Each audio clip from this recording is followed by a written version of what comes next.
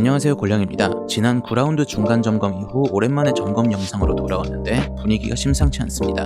18라운드 기준 6승 6무 6패, 저주와도 같은 성적으로 16위를 기록하고 있습니다. 9라운드 때 3위였던 것과 비교하면 순위가 많이 떨어졌습니다. 프로권과는 5점 차, 강등권과는 7점 차인데요. 아마도 6점 정도의 승점 삭감이 예상되기 때문에 프로분커녕 강등을 걱정해야 하는 상황에 이르렀습니다. 저번 중간 점검 영상에서 레스터의 저조한 XG값 수치에 비해 순위가 높은 편이라는 점을 언급했었습니다. 이를 두고 팀에 근본적인 문제가 있다고 볼 수도 있고 보이지 않는 무언가가 있어 잠재력이 높다고 볼 수도 있다고 희망 회로를 돌렸었는데 회로가 활활 타버렸네요. 특히 최근 두 번의 패배가 충격적이었는데요. 두 경기 모두 전반전을 0대3으로 마쳤습니다. 그나마 사우스햄튼전은 오프사이드 오심이나 퇴장 이슈라도 있었지 셰필드 유나이티드전은 4분 만에 두 골을 실점하며 최악의 전반전을 보냈습니다. 그렇다면 시푸엔테스 경질에 대한 찬반 의견을 살펴보도록 하겠습니다. 셰필드 유나이티드전이 끝나자마자 인디카일라가 보도한 시푸엔테스의 경질 소식은 헛소문이긴 했지만 시푸엔테스가 많은 팬들의 신뢰를 잃은 것은 사실로 보입니다. 시푸엔테스 아웃에 대한 첫 번째이자 가장 핵심인 이유로는 당연히 성적 부진입니다. 최근 14경기 동안 단 3번의 승리, 이것만으로도 여론이 들끓기에는 충분합니다. 아무리 선수단이 예전보다 약해졌다고는 해도 챔피언십에서 16위에 있을 스쿼드는 아니라는 것이죠. 기대 득점 XG 값도 리그 15위라 이제는 실제 플레이도 별로고 딱 그 정도의 성적이 나오고 있다는 해석이 가능해졌습니다. 성적 부진과 스트라이커의 득점 부재는 뗄래야 뗄 수 없는 문제인데 시푸엔테스 감독 아래에서 두 자릿수 득점을 올린 스트라이커가 없다는 얘기가 있습니다. 자료를 찾아보니 2019년 노르웨이 2부 리그 산데피오르 시절에 딱 한 번 스트라이커가 두 자릿수 득점을 한 적이 있었고 그 이후에는 팀 전체의 두 자릿수 득점자가 아예 없거나 있더라도 윙어나 미드필더였습니다. 즉 현재 레스터의 3명의 스트라이커 자체의 퀄리티도 문제이긴 하지만 스트라이커를 제대로 활용하지 못하는 감독의 문제이기도 하다는 것입니다. 시프 아웃에 대한 또 다른 이유로는 선수 기용 차원의 문제입니다. 우선 확실한 베스트 11이 아직도 갖춰지지 않았습니다.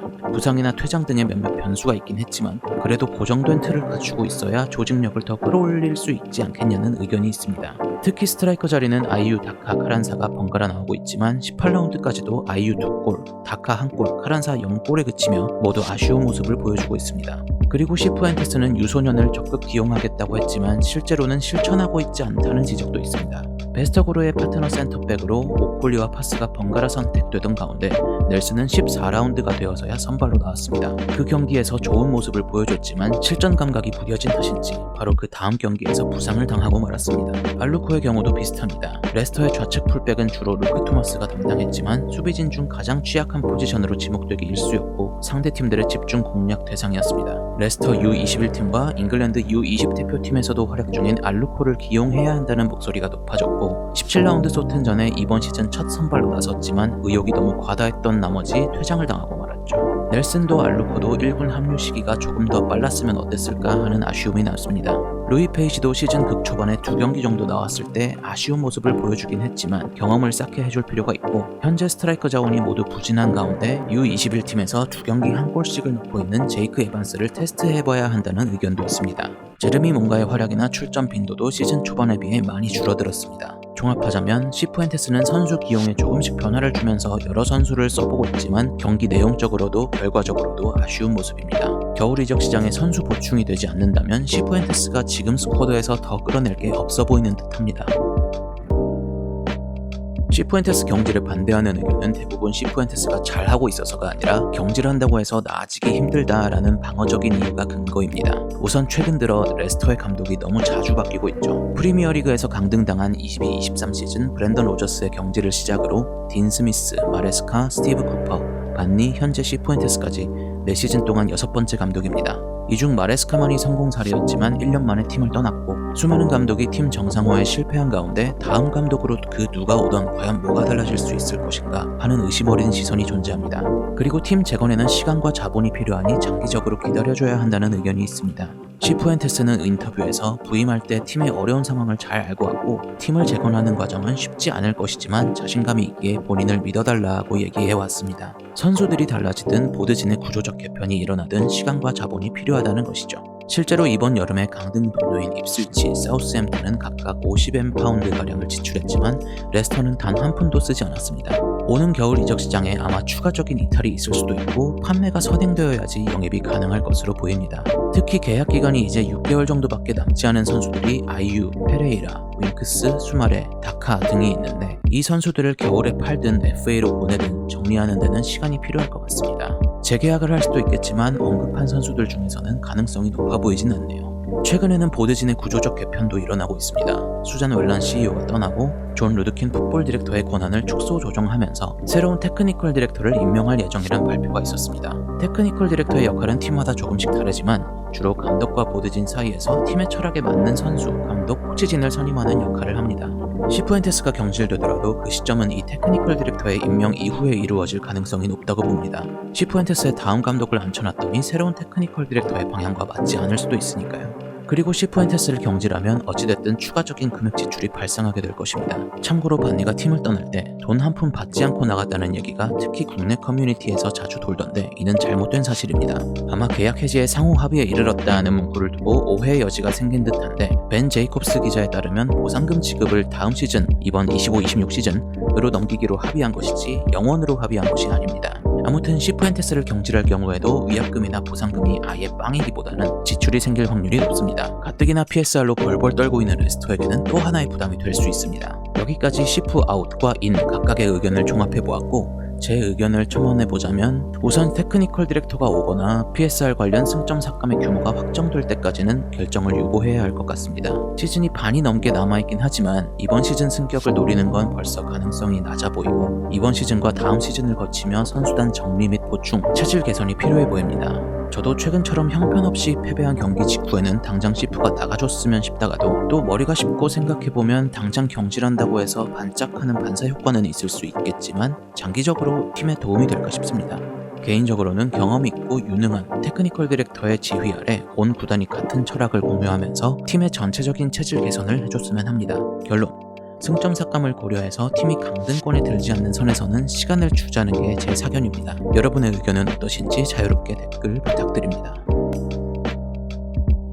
최근 가장 눈에 띈 선수로는 조던 제임스를 선정했습니다. 임대생 신분임에도 현재 팀에서 가장 빛나고 있는 선수라 해도 과언이 아닙니다. 5라운드의 교체로 레스터 데뷔전을 치렀고 이후 모든 경기에서 선발 출전했습니다. 현재 14경기 4골 1어시스트로 팀 내 득점 1위이기도 합니다. 선발로 나선 13경기 중 8경기를 10번 공격형 미드필더, 5경기를 8번 중앙 미드필더 자리에서 선발로 나섰는데 경기력은 10번 자리보다 8번 자리일 때 더 좋아 보이긴 했습니다. 선수 본인도 본인의 강점으로 꼽는 늦은 타이밍의 박스 침투 능력이 8번 자리에서 더 극대화되는 느낌입니다. 이번 시즌 챔피언십 선수들과 비교한 100분위 스탯을 한번 살펴보겠습니다. 편의상 2선, 공격형 미드필더 및 윙어, 3선, 중앙 및 수비형 미드필더 이렇게 두 분류로 나누어 비교해보았습니다. 3선 기준으로는 공격 지표 대부분이 90점 이상일 만큼 매우 높고 2선 기준으로 봐도 필드골과 기대 어시스트 부분의 능력이 탁월합니다. 2선 차트에서 낮은 기대 득점에 비해 실제 필드골이 높다는 것은 찬스 대비 골 결정력이 높거나 중거리 슛 능력이 뛰어나다는 것을 의미합니다. 실제로 4골 중 2골, 스완지전 골과 셰필드 유나이티드전 골이 멋진 중거리 득점이었죠. 그리고 2선 기준 돌파 성공은 매우 낮지만 3선 기준 전진 드리블은 매우 높습니다. 이는 제임스가 상대 수비를 개인기로 제치는 드리블러는 아니지만 중원에 빈 공간이 생기면 공을 몰고 밀고 올라가는 능력이 좋고 역습 상황에서 위력적임을 나타냅니다. 그리고 3선 기준으로는 수비 지표가 바닥이긴 하지만 2선 기준으로는 걷어내기와 상대 드리블러 태클이 평균 이상입니다. 이는 후방 수비는 아쉽지만 전방에서 성실하게 압박하고 상대의 역습을 1차적으로 저지하는 활동량은 갖추고 있음을 나타냅니다. 패스 관련 수치에서도 2선과 3선에서 상이한 수치를 보입니다. 패스 횟수, 성공률, 전진 패스 수치가 3선 기준으로는 낮지만 2선 기준으로는 80 이상으로 꽤 높습니다. 이는 제임스가 3선에서 팀의 템포를 조절하며 안정적인 패스를 연결하기보다는 보다 앞선에서 모험적인 전진 패스를 시도하는 성향이라고 볼 수 있습니다. 제임스의 단점을 꼽아보자면 앞서 말했듯 1대1 드리블 돌파 지표가 하위권이라 상대를 1대1로 뚫어내는 장면을 기대하기는 어렵습니다. 그리고 2, 3선 모두에서 태클 및 인터셉트, 블록, 공중볼 경합 수치가 낮습니다. 많이 뛰면서 방해는 해주지만 정교한 수비 능력은 부족해 보입니다. 종합해보자면 10번 역할과 공격적인 8번 역할 모두 어울리는 수비와 조을 부담을 덜어주면 공격 본능을 살려 득점 능력을 뽐낼 수 있는 미드필더입니다. 듀스 보리올의 전진성과 틸레만스의 중거리 슛 능력을 갖췄다고 볼 수 있죠. 무엇보다 아직 만 21세로 정말 어린 선수이기에 앞으로가 더욱 기대가 됩니다. 팀 내 공격 포인트 1위인 파타오를 반등해야 할 선수로 꼽은 것은 사실 파타오에게 거는 기대치가 크기 때문이기도 합니다. 바로 스탯을 살펴보겠습니다. 장점으로는 당연히 챔피언십 최강의 드리블 돌파 능력입니다. 성공한 드리블, 파이널 서드 보름반 수치가 매우 높다는 것은 혼자 힘으로 공을 달고 파이널 서드까지 진입하는 능력이 탁월하다는 것을 의미합니다. 그리고 박스한 크로스, 박스한 패스, 어시스트 수치가 높은데 단순히 드리블만 하는 것이 아니라 돌파 후 박스 안으로 공을 투입하는 횟수가 최상위권입니다. 팀에 타겟형 스트라이커가 있다면 어떨까 하는 아쉬움이 남는 대목입니다. 그리고 전진 패스 받기, 파이널 서드 터치 수치도 높은데 이는 팀 동료들이 공격을 전개할 때 파타오를 가장 먼저 찾는다는 것을 나타냅니다. 다만 파타오의 아쉬운 점이라면 직접 슈팅을 통한 득점 기여가 낮습니다. 그리고 파이널 서드까지의 운반은 매우 높지만 정작 페널티 박스 안까지 공을 몰고 들어가는 수치는 비교적 낮습니다. 종합해보면 파타오는 직선적이고 파괴적인 윙어이지만 박스 안까지 파고들기보다 박스 바깥 측면에서 크로스를 올리는 데 치중하고 있습니다. 파타오의 매크로, 박스 외곽에서 접고 가마차기 슈팅이 시즌 초반에는 몇 번 터졌지만 9라운드 스완지전 이후로는 득점이 없습니다. 상대 수비들도 파타오의 왼발과 가마차기 궤적을 의식하며 수비하다 보니 더욱 득점이 터지지 않고 있고, 그래서 시즌이 갈수록 파타오가 직접 슈팅보다 크로스나 컷백을 시도하는 듯합니다. 파이널 서드까지는 잘 진출하고 있지만 박스 안까지 진입할 수 있도록 개인의 기량이나 팀적인 움직임을 점검할 필요가 있어 보입니다. 어쨌든 필요할 때 개인 기량으로 무언가 보여주는 선수고, 파타오도 아직 만 21세로 어린 선수이기에 앞으로를 기대해보겠습니다. 앞으로 약 5주 동안 8경기가 끊임없이 이어집니다. 토요일 더비와의 원정 경기를 시작으로 브리스톨, 입스위치, QPR, 와포드, 더비, 셰필드 유나이티드, 웨스트브럼과 맞붙습니다. 현재 순위 기준으로는 셰필드 유나이티드를 빼면 모두 레스터보다 등수가 높은 팀이고, 셰필드 유나이티드에도 최근에 패배를 당했으니 어느 한 경기 쉬운 경기가 없습니다. 어느덧 리그 전체 일정의 절반을 지나게 됩니다. 레스터가 이대로 계속 가라앉게 될까요? 아니면 반등의 신호탄을 쏘아 올릴 수 있을까요? 영상 시청해주셔서 감사합니다.